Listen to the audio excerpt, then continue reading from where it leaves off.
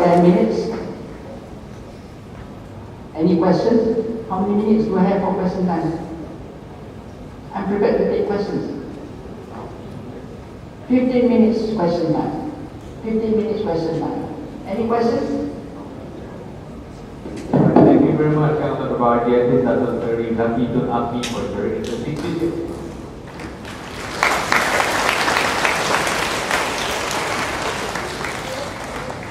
Alright, so right now, ladies and gentlemen, the floor is now open for Q&A session.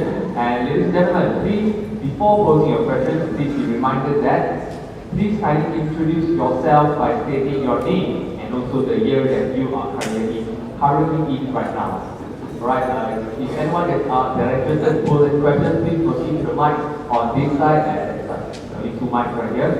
I hope the young man who posed that question before he got judged is satisfied with the answers I've given today. Okay, first question. Come on. If you don't ask me question, I need to ask you question. I need to throw a point your finger and ask you a question. You better answer me. Come on.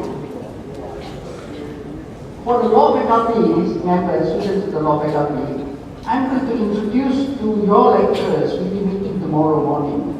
I'm going to introduce to your lecturers that your lecturers are not going to teach you, you are going to teach them.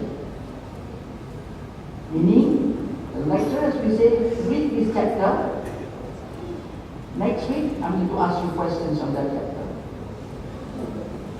That's exciting, isn't it? Yes, good. So for now, let me hear questions from you. As I said to you earlier on, when there's no questions, either I covered everything very clear, or you don't understand a word I said just now. There's no questions. Come on, let's have some questions from you. Question from Professor Nilan.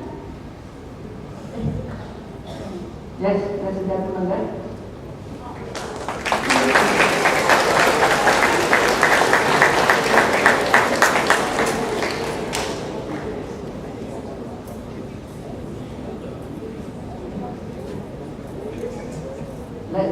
Let the student ask the question.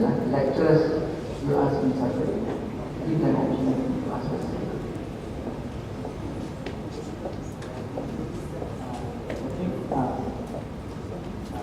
Good morning, Sir Chancellor. My name is Victor. It's like you call me Victor. I am from the Beta year. Regarding one of the issues, I believe that you will have referred to the Harold case during one of the slides, I recall. The case regarding the Harold. Harold is the Allah issue. Yeah. Okay. I believe that when the case was pending at the Court of UK, there were supposedly 3 judges sitting at the case. And as far as I know, the judges gave an unanimous decision that decided against the favor of the Harold, if I recall. Please correct me if I'm not up to date on this. That is one thing. I'm not questioning the decision of the judge.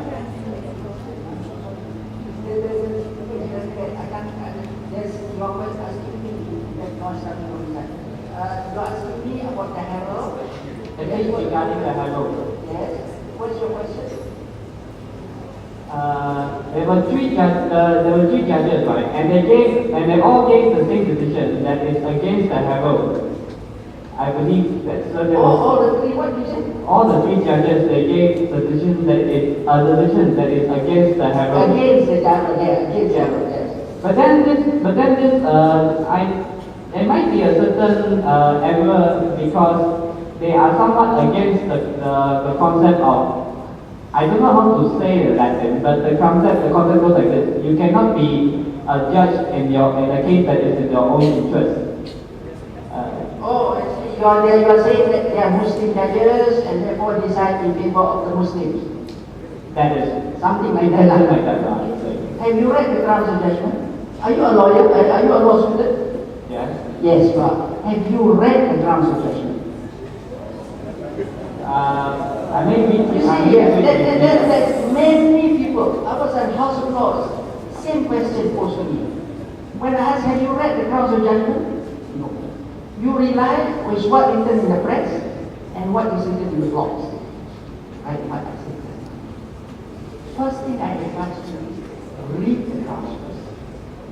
Once you read the grounds, I have a lot of things to say about the grounds, but I've read through the grounds. I've got a lot of things to criticize the judge, the minister himself about the case. But I'll tell you this, for the benefit of you and everybody else. The issue in the Herald case of the word of Allah is not a religious issue. It's not a religious issue. It's a security, national security, public order issue. The minister prevented Herald from using the word Allah in the Bible because the Muslims in West Malaysia do not accept it. And if he had allowed the Bible to have the word Allah circulated in West Malaysia, there is going to be a riot, a public disorder. It doesn't matter whether the Muslims are right or wrong. It doesn't matter. If tomorrow, I give you an example, the Malays start calling you Abed, and because you are being called Abed, you start writing, the minister has a right to ban the publication of the misusing the word Abed. It's got nothing to do with religion. But the way you read the newspapers is everything to do with religion. No, it's a public order issue. The minister banned the use because if he doesn't ban the use, the Malays and the Muslims in West Malaysia is going to wreak havoc. And there's going to be public disorder, at least in the mind of the minister. And when it comes to public order issues, security issues, even Lord Denning, in the case of, said that the minister is the person to decide. I can't remember the name. Hobson, something. He decides. The minister decides. Now, similar publications of Bible in Sabah and Sarawak have been using Allah in their Bible, Bahasa Malaysia text of Bible. Not an issue. Because the Muslims in Sabah and Sarawak have accepted it. It's not an issue. But it's in Malaysia, it's different. People cannot accept it. Rightly or wrongly, it doesn't matter. It's a stupid argument. Even some of the Arabs from SERI, they say, what's wrong with using Allah in the Bible? Some of the Bible in Malaysia use the word Allah. Why? But the other way of asking is, why do you need to use that word? The Bible in English uses the word God or whatever it is. Isn't it? In West Malaysia, we have never used the word Allah equivalent to God in the Bible. So why do you want to use it in West Malaysia? You answer me, Mr. Victor. You answer me. Why? He has never been used before. Why do you have to use it today? That argument is not legal. That is the social argument, theology argument. But back to your question just now, the minister decided like it on public order issue, public order research, not religious. When I explained that to the House of Lords, or not at the House of Lords when I spoke, everybody seems to accept it. For you, I don't know. Have you got anything else to say to that? Well, perhaps I'll just add to that. I would believe that it would have been better to improve the image of the court. Should they have added a member to the court, to the panel of judge who is a non-Muslim? I would believe that would have better. Yeah, perhaps I agree. Maybe they should have put one Christian member or non-Muslim member as a member of the panel. So maybe that's a good reason. I don't know, but it's not for me to say because I'm not the president of the court now. That is why in Shamila's case, have you read Shamila's case? Have you read Shamila's case? Who led the leading the judgment? In Shamala's case, the one about custody just now. That's right. What do I think you better read first? Shamala's case, the judgment was written by Richard Malanjun, who is a Christian. And the others are Muslim, of course, but he's a Christian because we don't have any other non-Muslim at that time when he was sitting. I said, Richard, you write it. And you wrote it. And we all agree with you. Your concern is the 3 judges are all Muslims. Because they are Muslims, they are likely to decide. But I don't agree with you. Because in Sabah and Sarawak, there's no issue of the Muslim Bible, Bahasa Malaysia Bible, using the name of Allah. It's only in West Malaysia there's an issue. Okay? Thank you.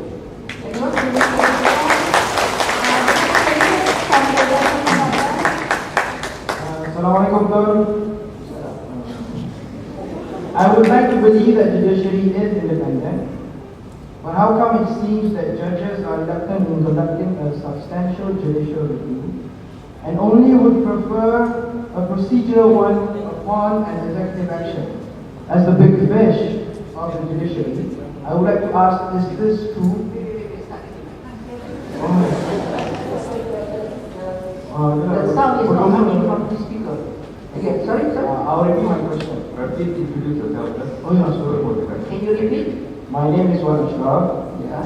I'm a first year student. Yes. I would like to believe that judiciary is independent, but how come it seems that judges are reluctant in conducting a substantial judicial review and will only prefer a procedural one if it relates to an executive action, meaning to say it refers to the government? As the big fish of the judiciary, I would like to ask, is this sentiment or concept even true in the first place?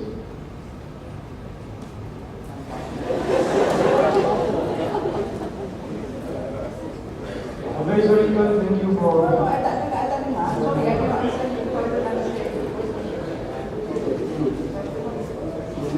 I was told by most of my lecturers, by lawyers that I see in some judges that judges now are reluctant. I don't know why. I want to ask you yourself that judges are reluctant in conducting a judicial review in substance of law and would only prefer to conduct a judicial review relating to a procedural one when it relates to an executive action, meaning to say an action by the government. So, as the Mantal Chief Justice, is this sentiment even true? Okay. I don't agree with that. Because I think if you take the Allah issue, we are not qualified, as I said just now, but not we. The judges are not qualified to decide whether you should allow the word Allah to be used or not. They are not qualified. The person who qualified are only the Muslim, maybe Sharia court, maybe the Fatwa Council, but not the civil judges. They are not qualified to do that. So, they have and if you learn the law of Judiciary, and you read the judgment that is made. No. That's what you must read. Judiciary, you challenge a decision on procedure. And on procedure, that is the rule of Judiciary. So, on procedure, if the minister is correct, then he's right. You have to uphold his decision. That is the law.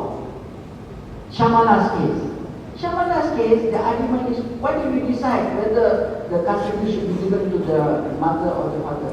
But the law says, you must come before us first. Come before the courts first. And then we will decide for you. Because in Gandhi's case, the custody was given.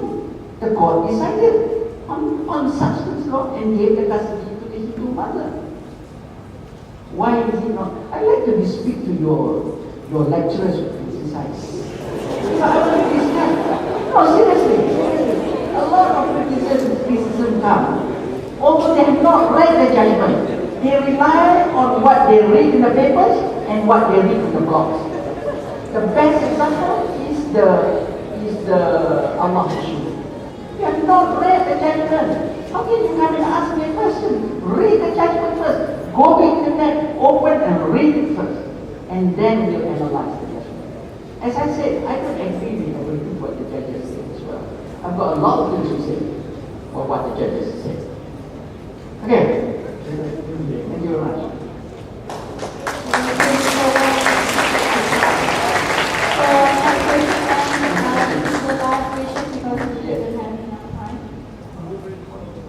Very good. One Chinese, one Malay, one. Okay, satu Malaya, satu Malaysia. Very good. Very well, these points, no puns intended. We didn't laugh at any jokes. But anyway, my question is this.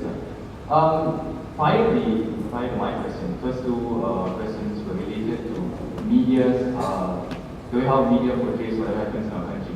And as per your speech, you were talking about the independence of the judiciary, and you've proven to the House that it's somewhat independent. Can the judiciary protect these media people from the freedom of the press? Because it's been very much politicized, whatever that's being told out in the news, and people are reading false news as we see what's happening in our country. It's a very alarming and pressing issue which we got to look into. So, is there any way that the judiciary can take care of this freedom of the press? I'm told by the President CJ, what he tries to do is to issue a summary of a decision in a form that is understandable by many members. So I'm told. So, and that's what is being done by the Court of Appeal in England, as well as the House of Lords in England.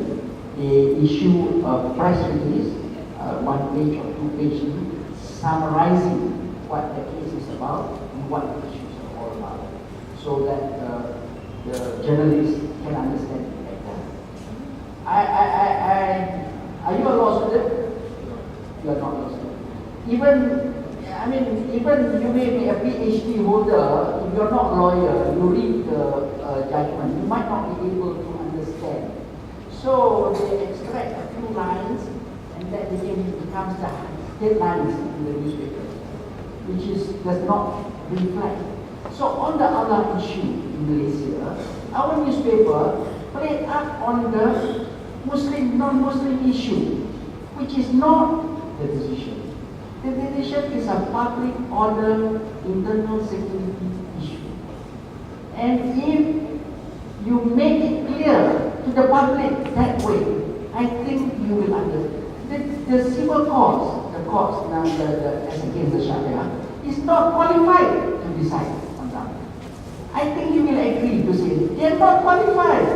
The judges should not have mentioned anything about whether it is what the Jews believe, what the Christians and what the Muslims. It's not an issue. The issue is public order. Full stop. Okay. I wish I can spend more time. Yeah. Last question. This is a lecture.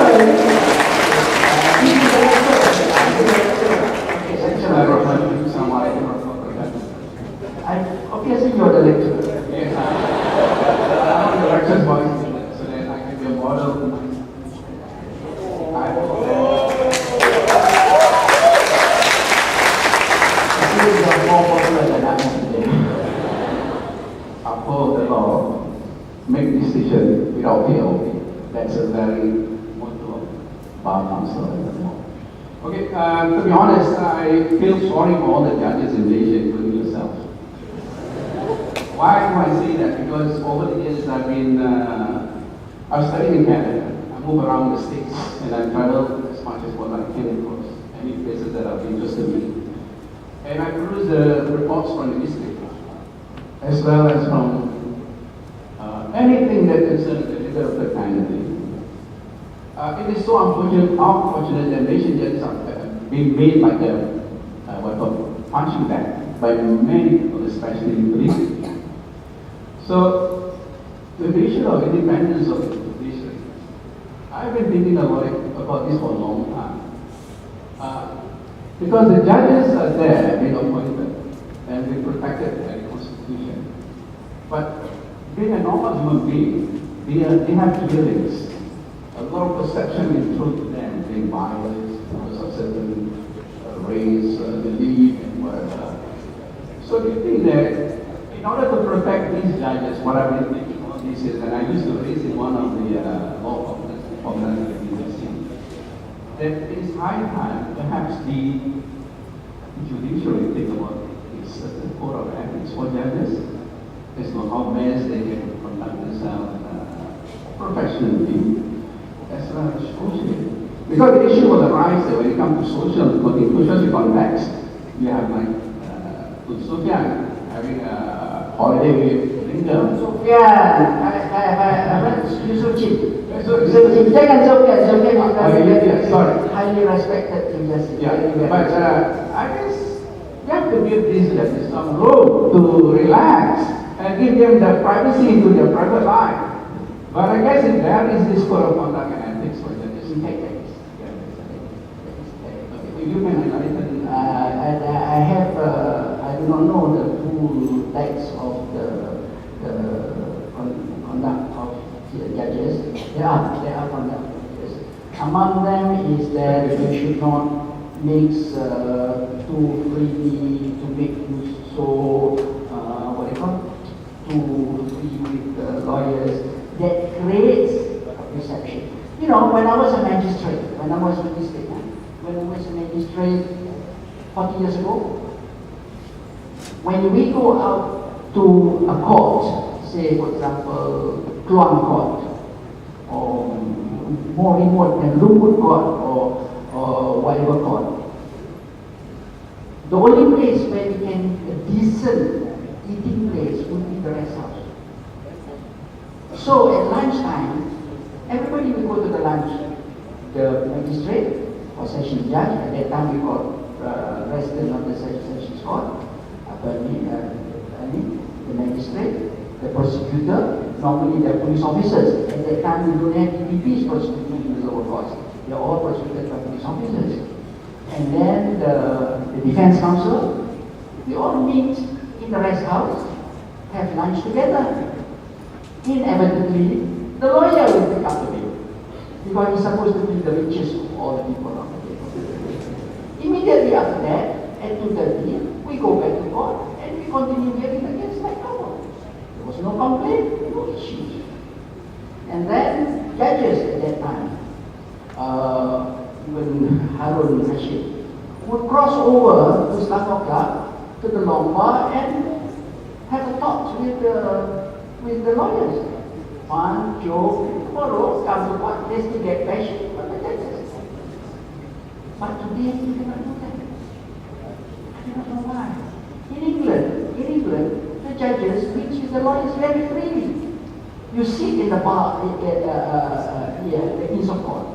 When you sit at the Inns of Court, as a judge, you're sitting next to the counsel, a lawyer, who's a member. You're sitting there, another counsel on your right. You have drink together, you have wine, you have tea. That's what dining is all about. Why is that they can do it? Why is it in Malaysia we cannot do it now? Perhaps that freedom meeting had been abused by one or two lawyers. So now, I cannot even be seen talking to a senior lawyer, lest that somebody take a picture, put in the blog, in the Facebook tomorrow, so and so, talking to them, what are they whispering about? When at the Asian Law Conference, PM looked at me. I was sitting on the desk of the PM, and the PM whispered to me something. It became an issue because PM said the CJ whispered to me just now asking for money for the judiciary. It became an issue. I asked money to put in the judiciary. It became an issue the next day. I think we are, instead of maturing, we are declining in office, if I may say so. Yeah, last question from Professor. Thank you. It will not raise any much. I'll just comment on the request, if I may say so, on your comment. It's a vote. It's really a vote of what and one week regarding a case of 25 years in life, I think you can probably express your view if I may. The first is that there is no right answer, only God knows. I taught my students, at least according to the late Professor Rocket, at least Hercules, the mythical judge, will come to the right answer. That is the second point. Second point is about lawyers. The first three prime ministers being lawyers in Malaysia, and Dr. Mahathir being not lawyers. You mentioned something about him being nationalist, etc. The late Professor Hickling wrote an article about it, and the last words of his article was the late from AZMI, I think, from the late University of Malaya Law Library, and he said that Dr. Mahathir gives too much input, too little to the law. That is the comment. Gives too much And too little. And now about the lawyers, again, the third comment is about the United States in the past 16 years had three lawyer presidents: Nixon, Clinton, and currently Obama. Nixon and Clinton get into problem with the law, so to speak. Obama, so far, is okay. Now your critique, and I mentioned it to some of my colleagues in class, about you being an unknown legal advantage in politics. I said this is nothing new.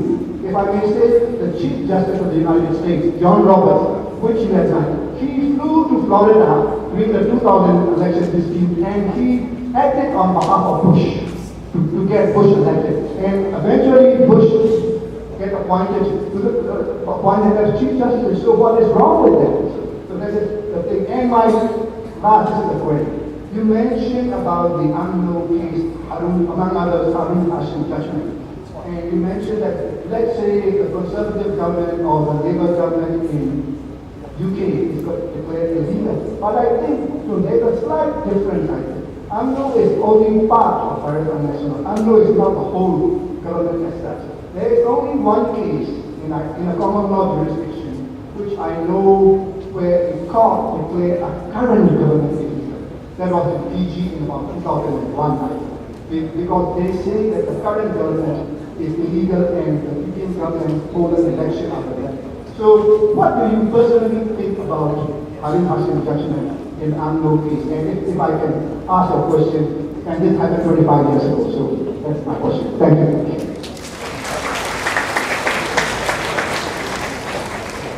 I was the lawyer for UMNO that day.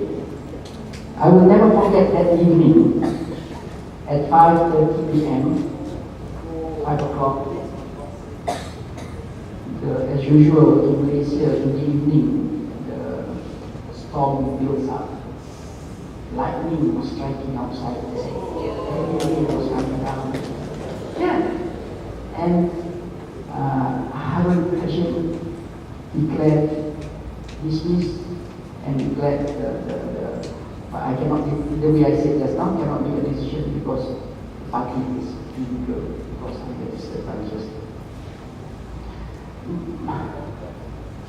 But if you read Vendayanagam against Karubaya, Vendayanagam against Karubaya, there was a decision by Sufyan relating to MIC. The same issue. MIC had unregistered branches. But what Sufyan did was, tidak the case, Vendayanagaman against Karubaya.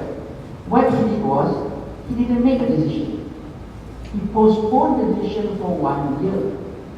In the meantime, MIC corrected the unregistered branch. And when he delivered the judgment 1 year ago, he said MIC had gone through a metamorphosis, and is now illegal, it's not a legal party, and therefore it's no more an issue. Perhaps a wise man, I'm not saying that Harun Hashim is not wise, but perhaps a wiser person would have made that decision. Made that decision to say that. But now, there's another story. This is not legal, this is political. The story goes that all this had been planned by Mahathir to kick out Anwar and to kick out Tunku Razak to form the UMNO Baru. The story goes and I was supposed to be part of it. Purposely go, get UMNO declared illegal, because if you read at that time, Wall Street Journal accused Gopal Sriram and I of taking a kamikaze to declare that what we said amounted to declaring UMNO illegal. And they said, the opposition said it's all planned so that Mahathir can declare UMNO illegal, so that he can form a new party, UMNO Baru, and kick out his opponents, Tengku Razali and gang. Again, it's all speculation. It's all perception. I was there, I know that's not the truth. I knew 3 months before the case was heard that if the judge goes on this basis, UMNO is going to be declared illegal. And the day before the hearing, and you can verify this with Sri Ram, unfortunately Raja Aziz has already passed away, we told Raja Aziz, don't raise the issue about illegal branches. Because there is so many issues challenging the election of UMNO. Among others are young voters, young girls who are not qualified, registered as voters. We say you bring any issue, but don't bring the issue of an illegal branch, because this is what will happen. Raja Aziz and team nevertheless wanted to raise that issue, but he was trying to persuade to the judge it only affects the election and not the party. Unfortunately, Harun Hashim didn't do this again. And I knew Harun Hashim is going to do this, because 1 year before that, there was another similar case involving the branch of, involving the division in Urulangan, where he made a comment. One of the branches is not registered, UMNO can be illegal. He himself. So, after reading that in the press, it was reported in the newspaper, I knew what was in his mind. Harun Hashim's mind. The likelihood of him declaring UMNO illegal is so great. But there was nothing much to do. We have to fight the case. So finally, we went up to the Federal Supreme Court at that time. There was no Court of Appeal, but the Court of Appeal upheld the decision of Harun Hashim, which is right. Legally, he's right. Legally, he's right. There's nothing we can do about it. Legally, he's right. And the next UMNO was declared illegal, and they rushed to form the new UMNO government. And after that, okay? I think I have given you more than half an hour. Thank you very much. I hope you enjoyed it. Well, thank you very much once again for the round. Yes, Tutu Dr. Sekali Zaki to AZMI, and we would like to have Tutu Dr. Sekali Zaki kindly remain on the stage. Now we would like to invite Professor Dr. Muhammad Rasan Muhammad, the President of Multimedia University, to present the Doctorate of Appreciation to Yang Amal Bahagia to Dr. Sri Zaki binti AZMI.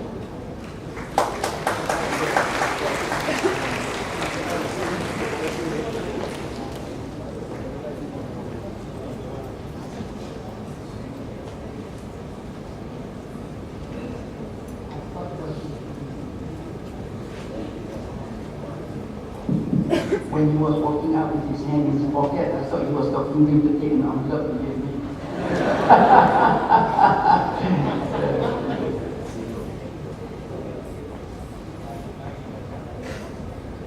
Alright, ladies and gentlemen, please give a round of applause to Thank you very much for returning to the session. We have a lot of knowledge and of course a lot of jokes here, apparently.